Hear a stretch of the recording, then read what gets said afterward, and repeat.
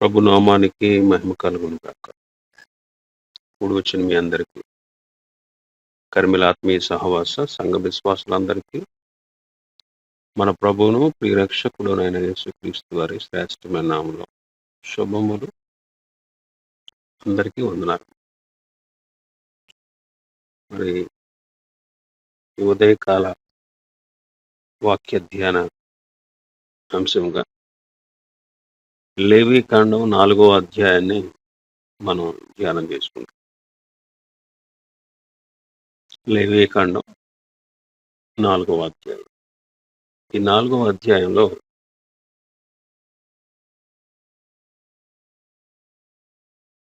పాప పరిహారార్థ బలి గురించి వ్రాయబడి ఉంది. పాప పరిహారార్థ బలి. ఈ పాప పరిహారార్థ బలి యేసుక్రీస్తు ప్రభువుకు సాదృశ్యంగా ఉన్నది అనే విషయాన్ని ధ్యానం చేసుకున్నాం. ఈ పాప పరిహారార్థ బలి పశువు యొక్క రక్తాన్ని 3 చోట్ల ప్రోక్షించాలి. ఒకటి, ప్రత్యక్ష గుడారంలో అడ్డతెర ఎదుట. 2, గుడారంలో ధూపవేదిక కొమ్ముల మీద. 3, గుడారం యొక్క ద్వారం దగ్గర ఉన్న దహన బలిపీఠపు అడుగున ఆ రక్త శేషాన్నంతా పోయాలి అని మనం నేర్చుకున్నాం. ఈ 3 విషయాల గురించి మనం ధ్యానం చేసుకుంటూ, ఒక వ్యక్తి పాపం చేస్తే దేవుని ఎదుట పాపి అవుతాడు. దేవుని ఎదుట పాపి అని ఎంచబడతాడు. కాబట్టి పాపం మనకు దేవునితో ఉండేటువంటి సహవాసం, దేవునితో ఆయన కుమారుడైన యేసుక్రీస్తుతో ఉండేటువంటి సహవాసాన్ని బ్రేక్ చేస్తుంది. కాబట్టి అక్కడ ప్రోక్షించబడాలి అన్నాడు. రెండవది, ధూపవేదిక కొమ్ముల మీద. రెండవ ప్లేస్ ఎక్కడంటే, మనం ప్రార్థన చేస్తాం కదా, ఆ ప్రార్థనకి ఈ పాపం ఆటంకంగా ఉంటుంది. మనం ప్రార్థించలేం, మన ప్రార్థన ప్రభు చేసిన ఆలకించలేం. ఒక భక్తుడు ఇలా అన్నాడు,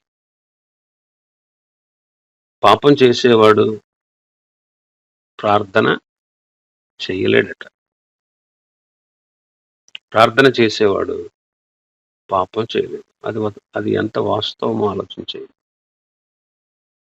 పాపం చేసేవాడు ప్రార్థన చేయడానికి రాడు, ఎందుకంటే పాపం అతనికి ఆటంకాన్ని కలగజేస్తూ ఉంటుంది. ప్రార్థన చేసేవాడు పాపాన్ని జోలికి వెళ్ళడు, పాపానికి లొంగడు. కాబట్టి పాపం మన ప్రార్థన దేవుడు ఆలకించకుండా ఆటంకంగా ఉంటుంది. అయితే పాపం చేయకుండా ఉండడానికి దేవుడు ఎన్నో వసతులు ఆయన బిడ్డలైన వారికి కలుగజేశాడు. ఎన్నో వసతులు ప్రభు కలుగజేశాడు పాపం చేయకుండా ఉండడానికి. యోహాను పత్రిక మొదటి పత్రికలో మనం చాలా విషయాలు చూస్తాం. యోహాను రాసిన మొదటి పత్రిక 2వ అధ్యాయం 1వ వచనం చదువుదాం ఒకసారి. నా చిన్న పిల్లలారా, మీరు పాపము చేయకుండుటకై ఈ సంగతులను మీకు వ్రాయిచున్నాను. యోహాను గారు రాసినటువంటి పత్రికలో చిన్నపిల్లలారా అంటున్నాడు. అంటే చిన్నపిల్లలు అంటాడు, యవనస్తులు అంటాడు, వృద్ధులు అంటాడు. నేను అంటే భౌతికమైన యవ్వనం గురించి, భౌతికమైన బాల్యాన్ని గురించి, భౌతికమైనటువంటి వృద్ధాప్యాన్ని గురించి మాట్లాడట్లేదు ఆయన. దేవుణ్ణి ఎరిగినటువంటి వారిలో ఉన్నటువంటి తరగతులు అన్నమాట. కొత్తగా రక్షణ పొందిన వాళ్ళు చిన్నపిల్లలు, కొంతమంది కొంతకాలం ప్రభుతో సహవాసం చేసిన వాళ్ళు యవనస్తులు. ఎప్పటి నుంచో ప్రభు మీద ఆధారపడుతూ ప్రభు బిడ్డలుగా జీవించేవాడు, వాళ్ళు పెద్దలు. కాబట్టి ఇక్కడ భక్తులు అంటారు, మీరు పాపము చేయకుండుటకై ఈ సంగతులు మీకు రాస్తున్నాను. పాపం చేయకుండా ఉండడానికి దేవుడు ఎన్నో ఏర్పాట్లు ఈ పత్రికలో మనకు చేశాడు అన్నట్టుగా మనం చూస్తాం. చూద్దాం 2వ అధ్యాయం 14వ వచనం. 2వ అధ్యాయం 14వ వచనం. చిన్నపిల్లలారా, మీరు తండ్రిని ఎరిగి ఉన్నారు గనుక మీకు రాయుచున్నాను. తండ్రులారా, మీరు ఆది నుండి ఉన్నవారిని ఎరిగి ఉన్నారు కనుక మీకు రాయుచున్నాను. యవనస్తులారా, మీరు బలవంతులు, దేవుని వాక్యము మీ అందు నిలుచుచున్నది, మీరు దుష్టిని జయించి ఉన్నారు గనుక మీకు రాయుచున్నాను. ఇక్కడ చూడండి, దేవుని వాక్యము మీ యందు నిలుచుచున్నది, మీరు దుష్టుని జయించారు. ఇక్కడ వాక్యము ద్వారా సాతాను మీద జయం. అసలు సాతానే కదా మనల్ని ప్రేరేపించేది దేని కొరకు? పాపం చేయాలని. వాడే కదా మూల కారకుడు. ఆదాము అవ్వలు దేవుని మీద తిరుగుబాటు చేయడానికి కారణం ఎవరు? అపవాది.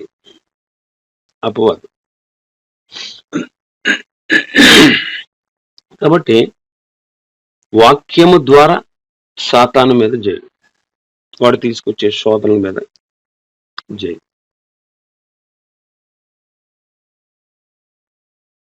3వ అధ్యాయం 9వ వచనం. యోహాను మొదటి పత్రిక 3:9. దేవుని మూలముగా పుట్టిన ప్రతి వానిలో ఆయన బీజము నిలుచును గనుక వాడు పాపము చేయడు. వాడు దేవుని మూలముగా పుట్టినవాడు గనుక పాపము చేయజాలడు. పాపము చేయజాలడు. దేవుని మూలముగా పుట్టిన వానిలో ఆయన బీజము నిలుచును. ఏం నిలుస్తుందంటే ఆయన బీజం అంటే విత్తనం, ఆయన స్వభావం, ఆయన స్వరూపం, ఆయన గుణగణం, ఇవన్నీ నిలుస్తాయి. ఎందుకంటే దేవుని మూలంగా పుట్టినవారు, అంటే క్రొత్త జన్మ పొందుకున్నవారు, క్రీస్తును అంగీకరించిన వారు. కాబట్టి అలాంటి వాళ్ళ పాపము చెయ్యరు, చెయ్యజాలరు అంటాడు. కాబట్టి బీజము ద్వారా కూడా, దైవ స్వభావము ద్వారా కూడా మనకు పాపం మీద జయం. 4వ అధ్యాయం మొదటి వచనం. 4వ అధ్యాయం మొదటి వచనం. ప్రియులారా, అబద్ధ బోధకులు, అబద్ధ ప్రవక్తలు లోకములోనికి బయలు వెళ్ళి ఉన్నారు కనుక ప్రతి ఆత్మను నమ్మక ఆ ఆత్మలు దేవుని సంబంధమైనవో కావో పరీక్షించు. 4వ వచనం. చిన్నపిల్లలారా, మీరు దేవుని సంబంధులు, మీలో ఉన్నవాడు లోకములో ఉన్నవాడి కంటే గొప్పవాడు కనుక మీరు వారిని జయించి ఉన్నారు. మీలో ఉన్నవాడు లోకములో ఉన్న వారి కంటే గొప్పవాడు.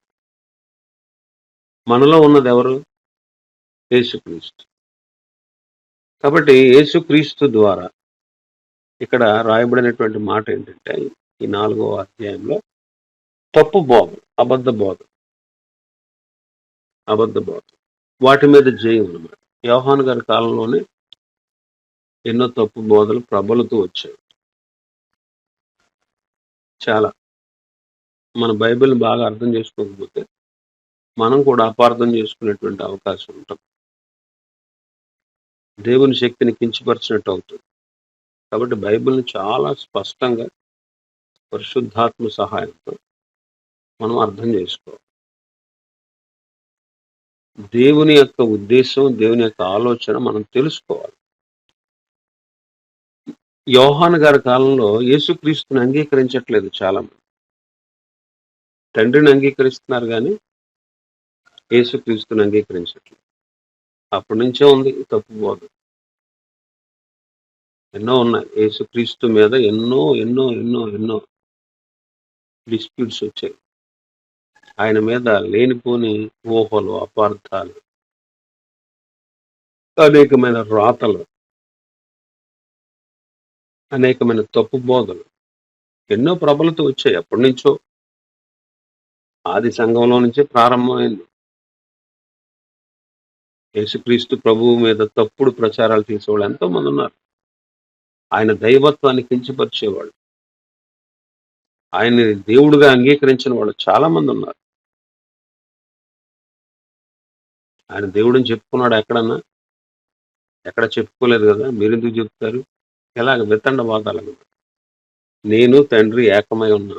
పిలుపు ఇంకా నీకు తెలియట్లేదా? నన్ను చూసిన వాడు తండ్రిని చూసినట్టే. అప్పటికి అర్థమైంది యేసు ప్రభు శిష్యులకి.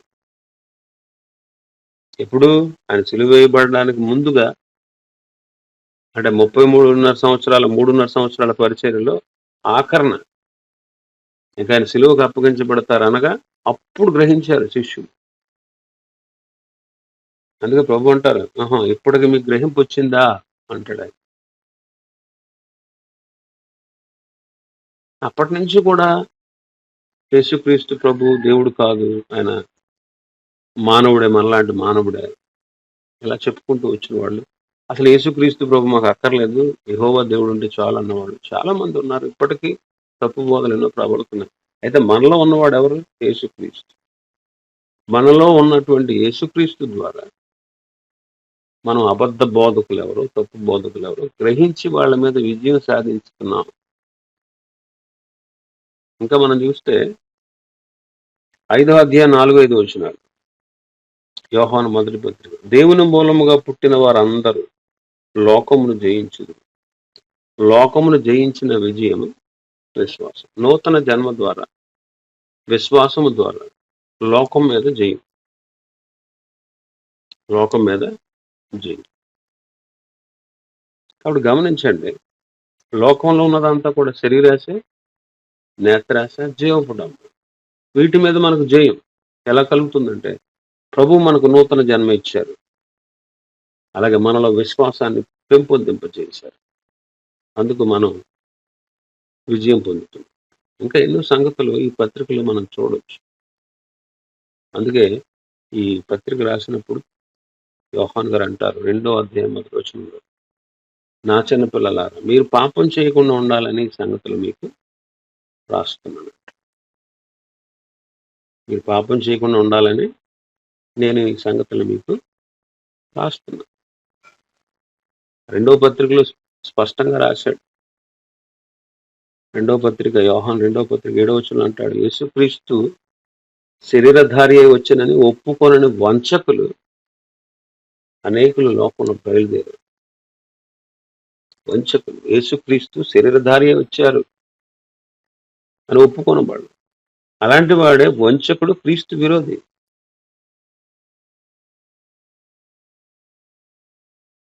తొమ్మిదవ వచనంలో అంటాడు, క్రీస్తు బోధ యందు నిలిచి ఉండక దాన్ని విడిచి ముందుకు సాగు ప్రతివాడు దేవుని అంగీకరింపనివాడు. ఆ బోధ యందు నిలిచి ఉండేవాడు తండ్రిని, కుమారుని అంగీకరించేవాడు. తండ్రి కుమారుని అంగీకరించకుండా ఈ బోధ ఎవడైనా మీ దగ్గర తీసుకొస్తే మీరు వాడిని ఇంట్లో చేర్చుకోవద్దు, వాడికి శుభమని చెప్పొద్దు అంటాడు. అలాంటి వాడు శుభమని చెప్పేవాడు వాడు దుష్టక్రియలో పాలివాడు అవుతాడు అంటాడు.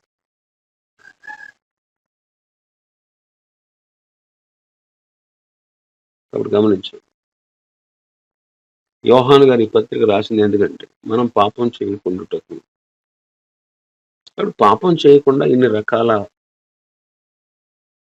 రకాలైనటువంటి ఏర్పాట్లు దేవుడు చేశారు. కాబట్టి వాక్యం, ఆయన స్వభావం, యేసుక్రీస్తు, నూతన జన్మ, విశ్వాసం, ఇవన్నీ ఉన్నాయి మనలో. వీటన్నిటి ద్వారా మనం పాపాన్ని జయించగలం, సాతాన్ని జయించగలం, పాపాన్ని జయించగలం, తప్పు బోధనలు జయించగలం, లోకాన్ని జయించగలం. కాబట్టి పాపం చేయకుండా ఇన్ని ఏర్పాట్లు ప్రభు మన జీవితాలు చేశారు. ఇవన్నీ కలిగిన వాడు ఎవడైనా పాపం చేస్తే, పొరపాటుగా పాపం చేస్తే వాడు నీతిమంతుడైనా సరే, అయితే మన కోసం తండ్రి సన్నిధిలో యేసుక్రీస్తు అనే ఉత్తరవాది ఉన్నాడు అనే విషయాన్ని 2వ అధ్యాయంలో రాశాడు. మన పాపంలో కానీ శాంతికరం, మన పాపాలను మనం ఒప్పుకుంటే ఆయన క్షమిస్తాడు, పవిత్రపరుస్తాడు. కాబట్టి క్షమాపణ అనే మాట ఈ పాప పరిహారార్థ బలిలో 7 సార్లు ఇంచుమించుగా మనం చూస్తాం. క్షమాపణ అనే మాట చూడండి, కొన్నిసార్లు చూస్తాం. 4వ అధ్యాయం 20వ వచనం, అతడు పాప పరిహారార్థ బలియగు కోడెను చేసినట్లు దీనిని చేయవలను, అట్లే దీన్ని చేయవలను. యాజకుడు వాని నిమిత్తం ప్రాయశ్చిత్తం చేయగా క్షమాపణ కలుగు. 26వ వచనం, ఆఖరి 2 లైన్ చూద్దాం. అట్లు యాజకుడు అతని పాప విషయంలో అతని నిమిత్తం ప్రాయశ్చిత్తం చేయగా అతనికి క్షమాపణ కలుగు. 31వ వచనం, ఆఖరి లైన్, అట్లు యాజకుడు అతని నిమిత్తం ప్రాయశ్చిత్తం చేయగా అతనికి క్షమాపణ కలుగు. 35వ వచనంలో కూడా క్షమాపణ కలుగు. క్షమాపణ. పాప పరిహారార్థ బలి అర్పించి ఒక వ్యక్తి పాప క్షమాపణ పొందాలంటే పాపాన్ని ఒప్పుకోవాలి. ఏ వ్యక్తి అయితే పాపం చేశాడో దేవుని సన్నిధికి బలి తెచ్చాడు, అప్పుడు దేవుని సన్నిధిలో ఆ బలి అర్పించి తన పాపాన్ని ఒప్పుకోవాలి. అప్పుడు క్షమాపణ ఇస్తాడు,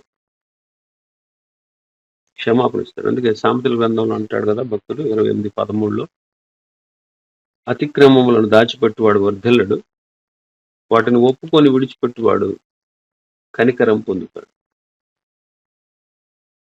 అంటే ఒక పాపాన్ని మనం విడిచిపెట్టాలనే ఉద్దేశంతో ఒప్పుకుంటూ సరైన ఒప్పుకుంటూ విడిచిపెట్టాలనే ఉద్దేశం, అసలు విడిచిపెట్టేయాలి, ఇంకా నాకు ఆ పాపం వద్దు, ఆ పాపం జోలికి నేను అని పూర్తిగా దాన్ని విడిచిపెట్టేసి ప్రభు సన్నిధిలో పశ్చాత్తాపడితే ప్రభు క్షమిస్తాడు. దాన్ని సరైన ఒప్పుకోలు అంటారు. అప్పుడు ఎప్పుడైతే మనం సరిగా ఒప్పుకుంటామో, సరి చేసుకుంటామో, అప్పుడు ప్రభుతో మనకు ఉండేటువంటి సహవాసం చక్కగా కొనసాగుతుంది. మన ప్రార్థనలకు ఉండేటువంటి అభ్యంతరాల ఆటంకాలన్నీ కూడా పోతాయి.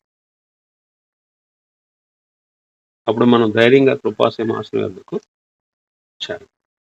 3వ ప్లేసు, బలిపీఠం అడుగును పొయ్యాలి ఆ రక్తాన్ని. పాప పరిహారార్థ బలిని ప్రాయశ్చిత్తార్థ బలి కూడా అంటారు. దహన బలిలో ప్రాయశ్చిత్తం అనే మాట ఒకసారే ఉంది. దహన బలి విషయంలో 1వ అధ్యాయం. నైవేద్య బలిలో, సమాధాన బలిలో ప్రాయశ్చిత్తం అనేటువంటి మాట కనబడదు. కానీ పాప పరిహారార్థ బలిలో ప్రాయశ్చిత్తం అనేటువంటి మాట మనకు కనబడదు. అందా చదువుకున్నాం 20వ వచనం, యాజకుడు వాని నిమిత్తము ప్రాయశ్చిత్తము చేయగా 26వ వచనంలో కూడా ఉంటుంది మాట. యాజకుడు అతని పాప విషయంలో అతని నిమిత్తం ప్రాయశ్చిత్తము చేయగా 31వ వచనంలో ఉంది, అతని నిమిత్తం ప్రాయశ్చిత్తము చేయగా. 35వ వచనంలో కూడా ఉంది, ప్రాయశ్చిత్తము చేయగా, ప్రాయశ్చిత్తం చేయగా.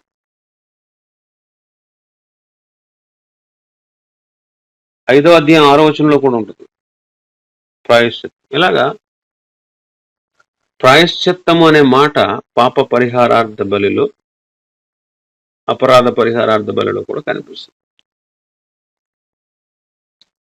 దహన బలి, నైవేద్యము, సమాధాన బలి. 1వ అధ్యాయంలో, లేవికాండం 1వ అధ్యాయంలో దహన బలి, 2వ అధ్యాయంలో నైవేద్య బలి, 3వ అధ్యాయంలో సమాధాన బలి. ఈ 3 బలులు ఇంపైన సువాసన గల హోమాలు ఇవి. వీటిలో ఉన్నటువంటి ప్రతి బలి కూడా దేవుని హృదయాన్ని సంతోషపరుస్తాయి. పాపాత్ముడు దేవుని సన్నిధిని అంగీకరింపబడినట్లుగా అర్పించబడేది దహన బలి. దేవుని తృప్తిపరిచేది సమాధాన బలి. నైవేద్య బలేమో దహన బలి, సమాధాన బలితో పాటు అర్పించేది. ఇవన్నీ కూడా ప్రభువైన యేసుక్రీస్తును సూచిస్తా ఉన్నాయి. ఇవి పరిమళ వాసనగా యేసుక్రీస్తు ప్రభు మన కొరకు అప్పగించుకున్నటువంటి యేసుక్రీస్తును సూచిస్తాం. అందుకే ఎఫెసీ పత్రిక 5:2 ఏమంటారు? ఎఫెసీ 5:2 మిమ్మును ప్రేమించి, క్రీస్తు మిమ్మును ప్రేమించి పరిమళ వాసనగా ఉండుటకు మన కొరకు తను తాను దేవునికి అర్పణగాను బలిగాను అర్పించుకున్నాడు. కాబట్టి యేసుక్రీస్తు ప్రభు యొక్క జీవితము, ఆయన బలియాగము దేవునికి పరిమళం. కంపు కొట్టుచున్నటువంటి మన జీవితాలు, కంపు కొడుతున్నటువంటి మన జీవితాలను కూడా ఆయన పరిమళంగా మార్చేశాడు. అయితే పాప పరిహారార్థ బలిలో ప్రాయశ్చిత్తం అనేది చాలా ముఖ్యమైనది, చాలా ప్రాముఖ్యమైనది. తెలుగులో తర్జుమా చేసినటువంటి ఈ ప్రాయశ్చిత్తం అనేటువంటి మాటకు సరైన హెబ్రీ పదం ఏంటో తెలుసా? కప్పివేయుట. కప్పివేయుట, కప్పివేయుట అని అర్థం. రోమపత్రిక 4వ అధ్యాయం 7వ వచనం చదువుదాం.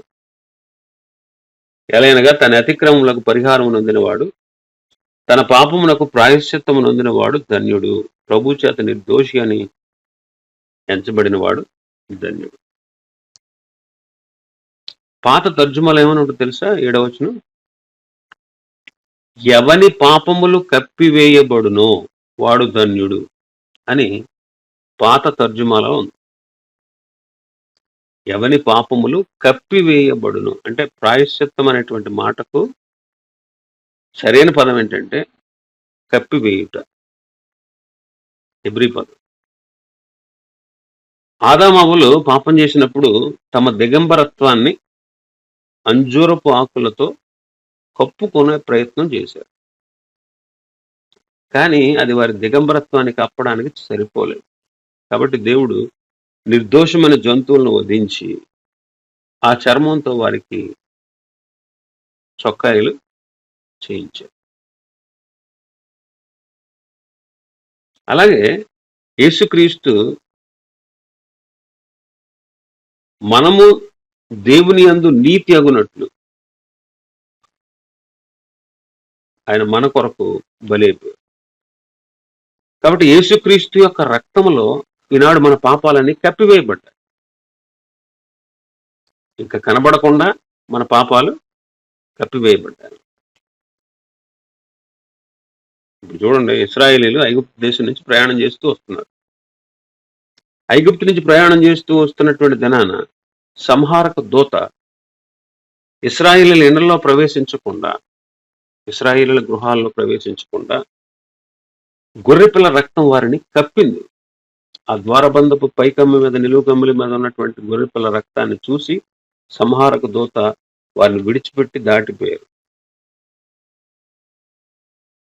కాబట్టి ఆ గృహంలో ఉన్న వాళ్ళందరికీ భద్రత అన్నమాట. ఆ రక్తం, ఆ గొర్రెపిల్ల యొక్క రక్తం, పస్కా బలి పశువు యొక్క రక్తం వాళ్ళ పాపాలను కప్పేసింది. చూడండి, ఆ ఇంట్లో ఉన్న వాళ్ళు దుర్మార్గుడు లేకపోతే సన్మార్గుడు, విద్యావంతుడు పామరుడు, గొప్పవాడో భేదవాడు, మొత్తం మీద ఎవరైతే ఆ ఇంట్లో ఎవరైతే ఉన్నారో వాళ్ళు ఎలాంటి వాళ్ళైనా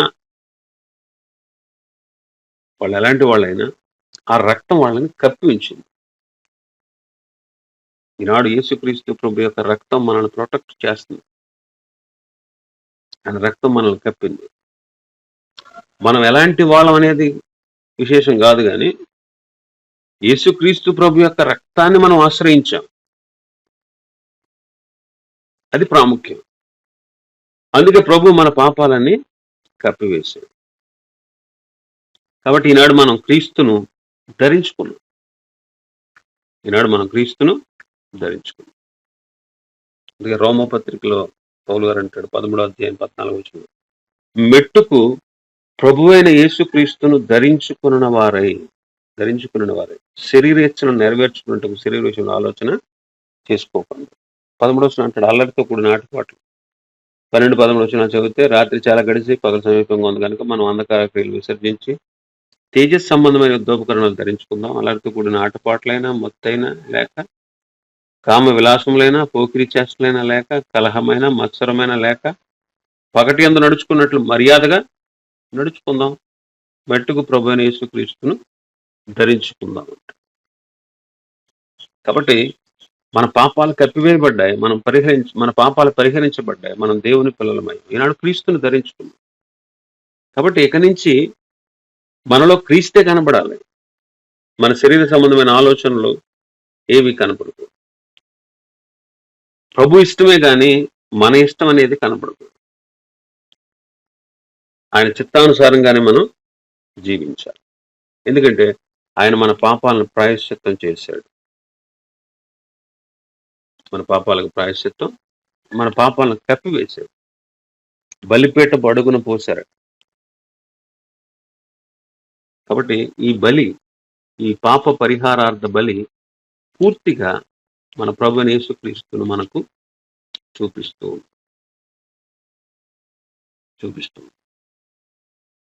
ఈ పాప పరిహారార్థ బలి. కాబట్టి యేసుక్రీస్తును మనం కలిగి ఉన్నాం. క్రీస్తును మనం ధరించుకోవాలి. మన పాపాలు కప్పివేయబడాలి. కాబట్టి పొరపాటున పాపం చేసిన వాడు దేవుని సన్నిధికి బలి తీసుకురావాలి. అక్కడ తన పాపాలని ఒప్పుకోవాలి. 3 ప్లేసుల్లో ఆ రక్తం ప్రోక్షించబడింది. 3 ప్లేసులు. 3వ ప్లేసు దహన బలిపీట అడుగు. యేసుక్రీస్తు ప్రభు యొక్క రక్తం మన పాపాలన్నిటినీ కప్పివేస్తుంది. మన పాపాలకు ప్రాయశ్చిత్తం కలగజేస్తుంది.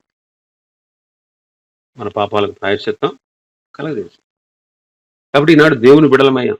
మంచివాళ్ళము, చెడ్డవాళ్ళము, పనికొచ్చేవాళ్ళము, పనికిరాని వాళ్ళము. యేసుక్రీస్తు ప్రభు తన రక్తం ద్వారా మనల్ని కప్పాడు, మన పాపాలన్నింటినీ కడిగాడు, మనల్ని పరిశుద్ధులుగా, పవిత్రులుగా చేశాడు.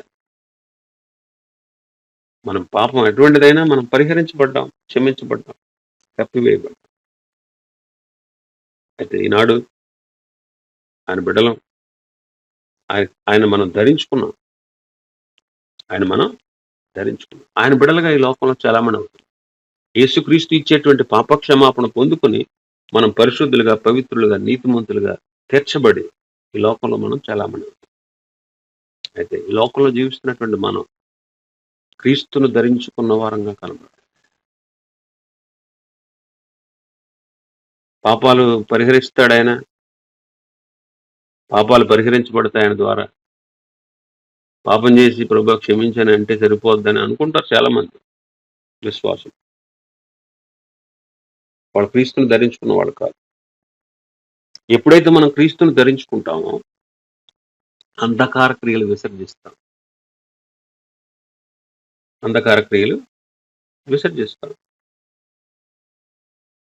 క్రీస్తుని ధరించుకున్న వాళ్ళు అంధకార క్రియలు విసర్జిస్తారు. తేజస్ సంబంధమైన, వెలుగు సంబంధమైనటువంటి, పర సంబంధమైనటువంటి యుద్ధోపకరణాలు ధరించుకుంటారు. యుద్ధోపకరణాలు ఏంటా? యుద్ధోపకరణాలు మనకు తెలుసు కదా. ఎఫెసీ పత్రిక 6వ అధ్యాయం. ఎఫెసీ పత్రిక 6వ అధ్యాయం 13వ వచనం. అందుచేత మీరు ఆపద్దినమందు వారిని ఎదిరించుటకు, సమస్తము నెరవేర్చిన వారు నిలబడుటకు శక్తిమంతులుగానట్టు దేవుడిచ్చు సర్వాంగ కవచమును ధరించుకోండి. ఇవన్నీ యుద్ధోపకరణాలే. ఎందుకంటే మనం పోరాడేది, మనం యుద్ధం చేసేది శరీరులతో కాదు, అంధకార సంబంధులైనటువంటి లోకనాథం, ఆకాశ మండలం అందున్న దురాత్మల సమూహాలు. అందుకే సర్వాంగ కవచాన్ని ధరించుకోవాలి. నడుమునకు సత్యమనే దట్టి, నీతి అనే మైమరువు, పాదములకు శుభార్త వలన సిద్ధ మనసును జోడు, విశ్వాసం అనే డాలు,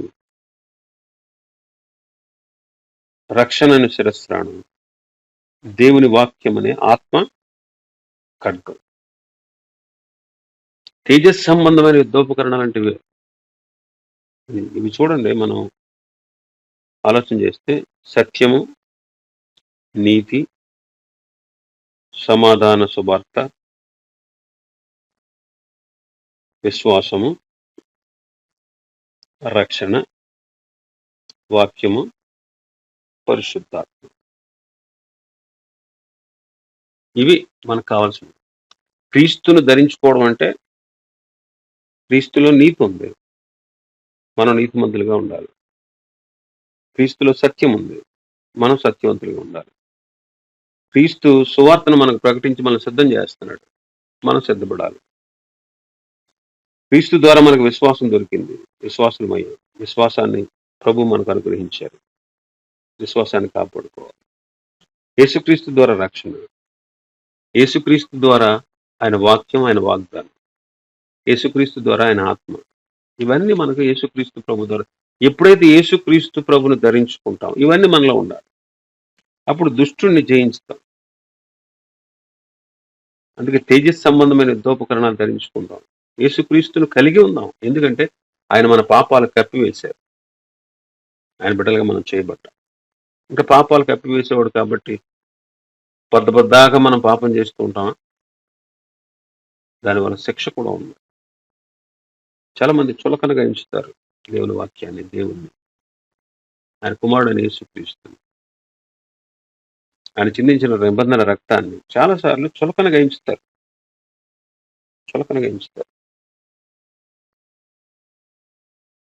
అందుకే తేజస్ సంబంధమైన యుద్ధోపకరణాలు ధరించుకుని, క్రీస్తును ధరించుకుని, అల్లరితో కూడిన ఆటపాటలు కానీ, మత్తు కానీ, కామ వికారం కానీ, కామ విలాసాలు కానీ, పోకిరి చేష్టలు కానీ, కలహాలు కానీ, మత్సరాలు కానీ ఏవి లేకుండా పగటి యందు నడుచుకున్నట్టుగా మర్యాదగా నడుచుకుంటాం. పగటి యందు నడుచుకున్నట్టు మర్యాద. పగటి ప్రవర్తన వేరు, రాత్రి ప్రవర్తన వేరు కదా. పగలు మర్యాదగా నడుచుకుంటాం. పగలు వస్త్రాలు చెదిరిపోవు, రాత్రులు పడుకున్నప్పుడు వస్త్రాలు చెదిరిపోతాయి. మర్యాద అంటే అది అర్థం చేసుకోండి, ఆలోచన చేసుకోండి. పగటి యందు నడుచుకున్నాడు మర్యాద అంటే క్రీస్తును కలిగి ఉన్నాం కాబట్టి మన ప్రవర్తన మర్యాదగా ఉండాలి, మన ప్రవర్తన పరిశుద్ధంగా ఉండాలి. కాబట్టి ఆ రీతిగా మనం జీవించాలి. మన పాపాలు కప్పివేసేవాడు ఆయన. అలానే మనం ఆయన చులకనగా ఎంచి ఇష్టానుసారమైనటువంటి పాపాలు చేస్తూ దేవుని ఉగ్రతకు గురి కాకుండా ఉండాలి. కాబట్టి యేసుక్రీస్తు ప్రభు మన కోసం బలైపోయారు. ఆయన్ని ధరించుకొని మనం మర్యాదగా క్రమంగా నడుచుకోవాలి.